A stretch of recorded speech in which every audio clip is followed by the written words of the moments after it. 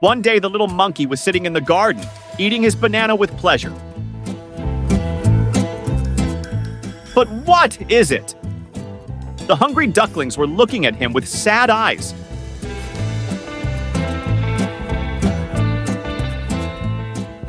The little monkey realized they were hungry and decided to do something immediately. He was so full of kindness that he immediately collected fruits and nuts and shared them with the ducks. They all fed their bellies and enjoyed their friendship.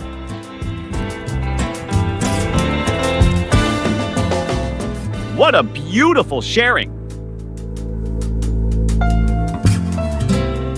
Let's not forget sharing is always nice.